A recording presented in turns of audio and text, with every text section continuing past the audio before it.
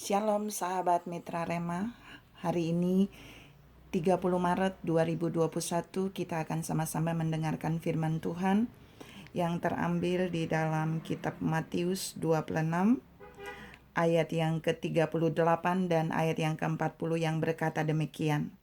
Lalu katanya kepada mereka, hatiku sangat sedih seperti mau mati rasanya. Tinggallah di sini dan berjaga-jagalah dengan aku.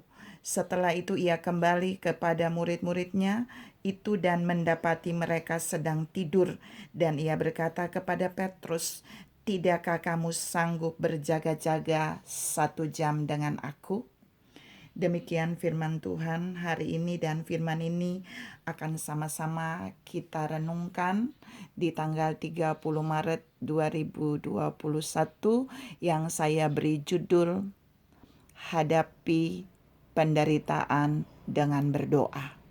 Saudara-saudara yang saya kasih dalam Tuhan Yesus Kristus, penggalan 2 ayat tadi mengkisahkan perkataan Yesus ketika dia sebelum mati tersalib di kayu salib.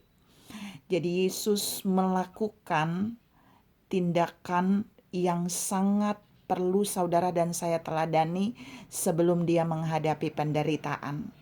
Tapi bukan saja dia menyuruh saudara dan saya melihat bagaimana dia menghadapi penderitaan itu, tapi dia mau mengajar saudara dan saya juga di dalam ayat yang ke-40 tadi, bahwa saudara dan saya juga harus siap menghadapi setiap pergumulan yang berat dengan caranya. Kita mau lihat ada 3 cara yang Yesus tunjukkan pagi ini untuk saya share buat saudara ketika kita menghadapi penderitaan.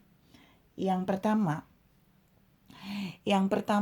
Yesus berkata di ayat yang ke-38 bahwa dia sangat sedih, hatiku sangat sedih seperti mau mati rasanya. Tinggallah di sini dan berjaga-jagalah dengan aku. Itu Yesus pertama mau mengambil tindakan untuk menghadapi penderitaan. Dia memilih untuk berdoa dengan tim doanya. Artinya dia memang tidak langsung bersama-sama berdoa dengan Petrus, Yohanes, dan Yakobus, tapi dia membawa mereka bersama sebelum dia masuk ke Taman Getsemani untuk berdoa. Lalu dia meninggalkan mereka sedikit jauh dari tempat berdoanya. Ini mau menunjukkan buat saudara dan saya bahwa dalam keadaan yang tidak baik ketika dia mau menghadapi penderitaan, dia mencari orang-orang yang bisa mensupport dia dengan doa.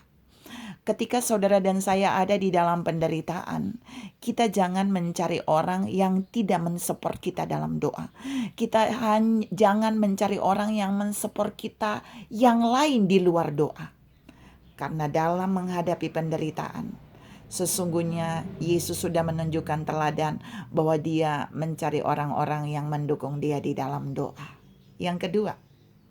Yang kedua yang Yesus lakukan sebelum menghadapi penderitaan, dia bukan saja mencari orang-orang yang mendukung dia di dalam doa, tapi dia sendiri harus berdoa. Saudara-saudara yang saya kasih dalam Tuhan Yesus Kristus, berapa banyak orang Kristen gagal di poin yang kedua.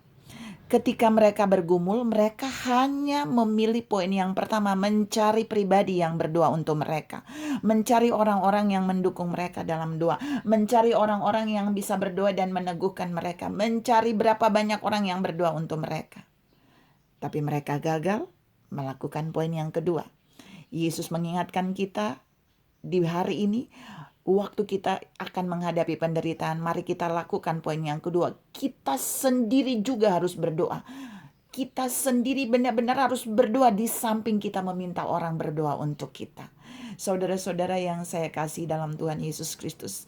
Dan kita berdoa itu berdoa secara pribadi. Seperti Yesus, dia berdoa secara pribadi di Taman Getsemani kepada Bapa.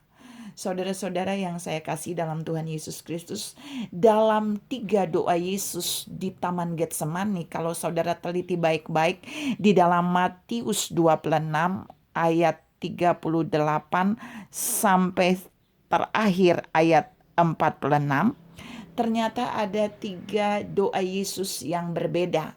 Doa Yesus yang pertama, dia berkata bahwa dia bilang kepada Bapa, "Ya Bapakku, jikalau sekiranya mungkin, biarlah cawan ini lalu daripadaku." Jadi doa Yesus yang pertama itu dia masih meminta kemungkinan lain. Kalau Bapa mau memberikannya supaya cawan itu lalu daripada dia. Perhatikan, walaupun di akhir dari kalimat doa pertama Yesus bilang, "Tapi biarlah jangan kehendakku yang terjadi, tapi kehendak Bapa yang terjadi." Yesus meminta alternatif kemungkinan lain di dalam doanya sebelum dia menghadapi penderitaan. Tapi di bagian doa yang kedua, Yesus tidak lagi mengulang doa yang sama, tapi dia mengubahnya menjadi, "Ya Bapakku, jikalau cawan ini tidak mungkin lalu." Kalau di pertama dia bilang, "Jikalau mungkin lalu." Tapi di yang kedua dia sudah menurunkannya menjadi bagian lebih ikhlas. Bahwa jikalau cawan ini tidak mungkin lalu, biar itu terjadi untuk dia demi kehendak Bapa. Ini mau dikatakan buat saudara dan saya bahwa waktu saudara dan saya melakukan doa pribadi dalam pergumulan untuk kita hadapi penderitaan, kita boleh meminta alternatif yang lain dari Allah. Tapi ketika alternatif itu Allah tidak berikan, kita boleh belajar daripada Yesus. Kita belajar ikhlas menjalani apa yang Bapa tentukan untuk kita harus menderita, supaya melalui penderitaan itu nama Bapa, nama Yesus sendiri akan dipermuliakan.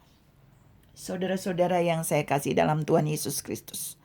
Dan poin yang ketiga, ketika Yesus sudah selesai berdoa, Yesus benar-benar siap untuk menghadapi penderitaan. Buktinya apa? Kita bisa lihat di dalam Matius 26 ayat yang ke-46, Yesus bilang buat ketiga muridnya yang mendukung dia saat itu, "Bangunlah, marilah kita pergi, dia yang menyerahkan aku sudah dekat." Artinya, setelah Yesus selesai berdoa 3 kali di Taman Getsemani, setelah Yesus merasa dia ada yang mendukung dia sekalipun 3 murid itu tertidur, saudara. Tapi Yesus di poin yang ketiga setelah berdoa, dia ternyata sudah siap menghadapi penderitaan. Penderitaan apa? Ada 3 hal besar yang mau saya sampaikan setelah Yesus selesai berdoa di Taman Getsemani. Dia siap menghadapi 3 penderitaan besar. Yang pertama, dia siap dijual oleh Yudas dengan pengkhianatannya. Karena habis keluar dari Taman Getsemani itu, Yudas menghampiri Yesus dan kemudian mencium Yesus, dan kemudian orang-orang yang bekerja sama dengan Yudas bersedia menangkap Yesus hanya dengan 30 keping perak. Yang kedua, penderitaan yang Yesus siap hadapi adalah dia siap disangkal 3 kali oleh murid yang dikasihinya, yaitu Simon Petrus. Dan yang ketiga, Yesus siap disalibkan bukan karena kesalahannya, tapi karena kesalahan kita. Tuhan memberkati kita berlimpah. Salam siap hadapi penderitaan dengan berdoa. Amin.